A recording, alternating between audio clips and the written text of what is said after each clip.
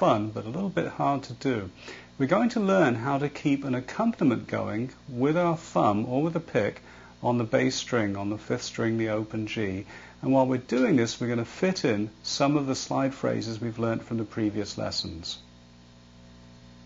Now, if you look at my right hand, I've got the edge of the palm of my hand over the bridge portion here, slightly dampening down the 5th string when I play it.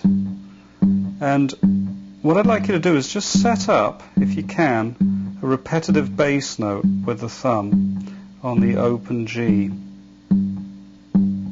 And when you feel comfortable doing that, you can add with your index and middle finger the 4th and 3rd string, so you can play something like this.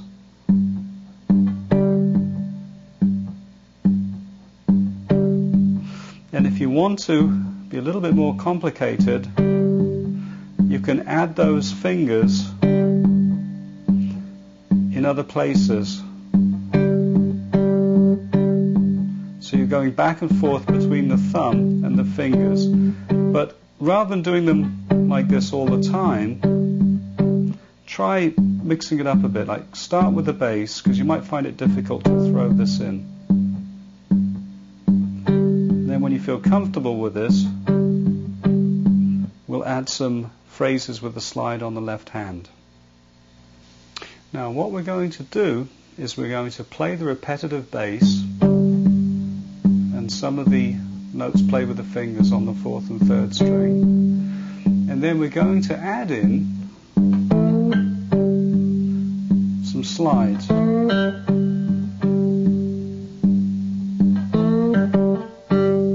Like this.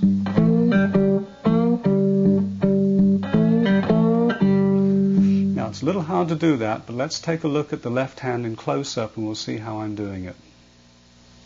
Now what we're going to do is we're going to play the open 5th string with the thumb, followed by the fingers on the 4th and 3rd string. And then we're going to follow that by a thumb note, so we have... And the timing for that would be 1 and 2. So what we're going to do is add the slide in. Now the slide will go from the 2nd fret, 4th and 3rd string, along to the 3rd fret, 4th and 3rd string. So we have, again, so it's thumb, fingers, thumb, fingers, slide. Don't rush that slide, by the way. And then for the final part, we lift off and we play the thumb and the fingers at the same time. Like that. And then we can follow that by another thumb by itself. So we have...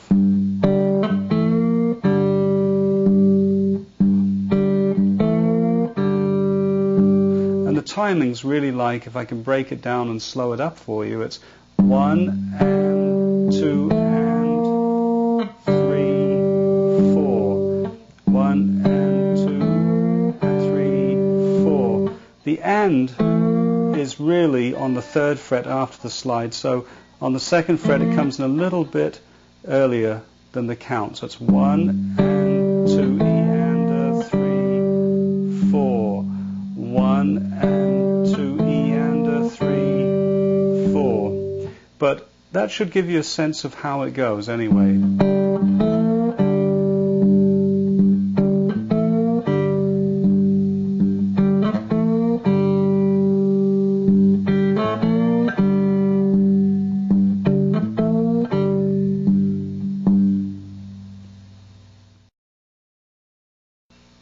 Now if you're doing all right with the thumb, keeping that repetitive sound going and the bass line going and adding those chords in, we can now go on and add some little licks from the slide scale itself. This is a bit complicated, but I'm sure with practice you'll get it down. Now, just to refresh your memory, we had... And now we're going to play in... We're going to throw this one in. So we have...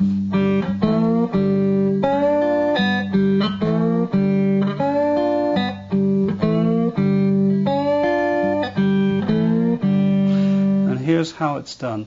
The slide will be on the second string, second fret, and it'll go from the second fret up to the third, like that, again showing you with my fingers. So it'll be like...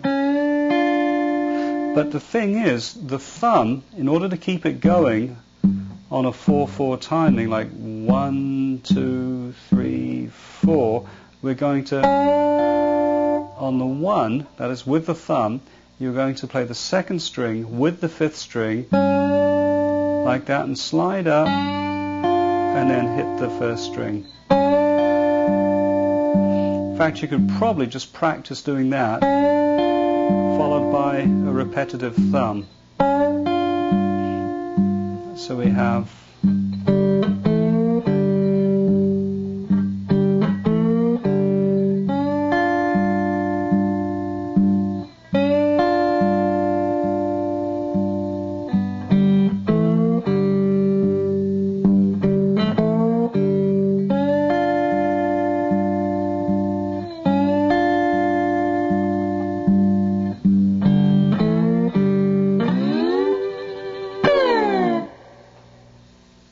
Now, in addition to what you've just learned, you can also move your slide to the 5th and 7th fret and keep a regular bass going to go with the other chords. Let me show you quickly how this is done. Now, in addition to these phrases, you can also climb up to the 5th fret by sliding, and if you want to keep the bass going there, you can do too. And all you have to do is grab other notes with the right hand in the chord. Like that. Of course, it's difficult to do. I'm making it sound easy, but really, with a bit of practice, if you keep that bass going,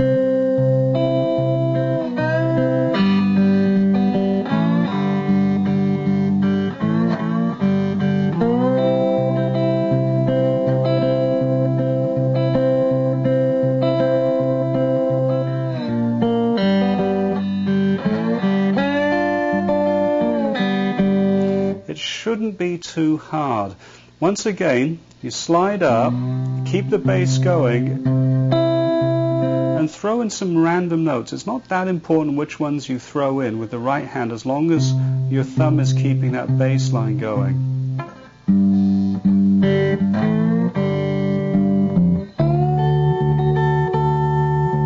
That's another nice move. You hit the open 5th string, down to the 6th string 3rd fret, open D, and make your way with the slide to the 7th fret, because you get a nice chord there. So we have, and you can keep this bass going as well, and then slide back to that 5th fret, so we have,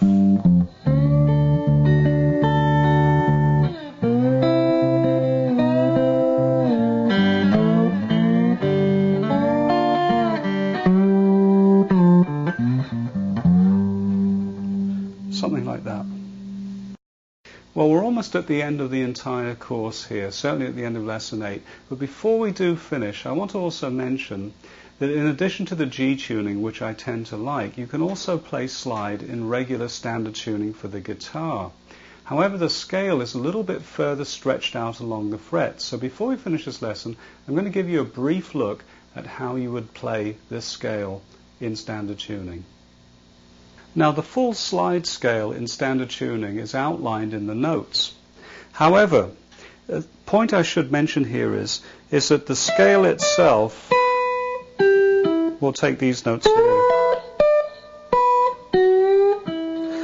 is so far apart fret-wise. When we were in G, our scale really only spanned a few frets across here. But here, we have to really be careful that we dampen the strings carefully,